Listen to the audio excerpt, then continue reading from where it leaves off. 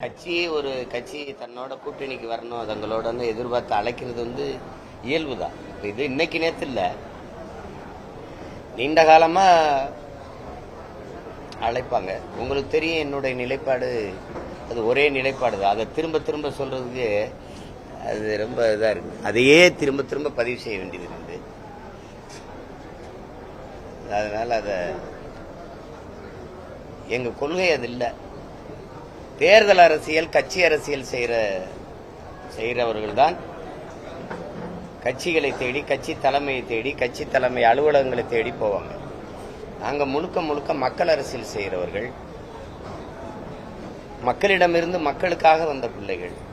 அதனால நாங்கள் எப்போதும் மக்களை தேடி மக்களுக்காக தான் அரசியல் செய்வோம். மக்களோடு சேர்ந்துதான் தேர்தலை சந்திப்போம். அது என் மக்களுக்காக சந்திப்போம். அது தொடர்ச்சியா 4 முறை முதன்மை தேர்தல், 2 சட்டமன்றம், 2 பாராளுமன்றத்தை எதிர்கொண்டிருக்கோம்.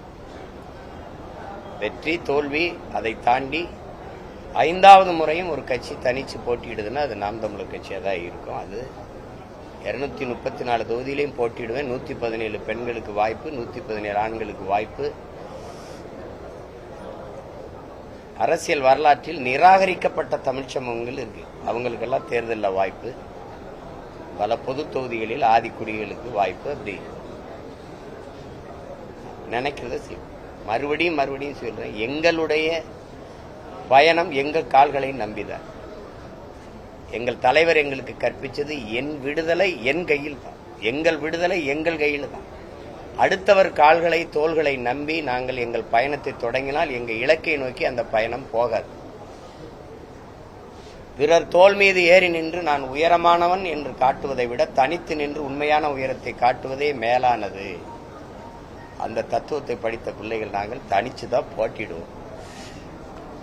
எனக்கு ஒரு கொள்கை இருக்கு, ஒரு கனவு இருக்கு. அது என்னுடைய கனவு இல்லை, எங்கள் முன்னவர்கள் எங்களுக்கு கையளிச்சது, எங்கள் தலைவர் எங்களுக்கு கையளிச்ச பெருங்கனவு. 800 ஆண்டுகளா தமிழ் தேசிய முன்னவர்கள் பெருமக்கள் தூக்கி சுமந்து வந்த கனவு. அதை நிறைவேற்றணுங்கிற எங்களுக்கு ஒரு வெறி இருக்கு.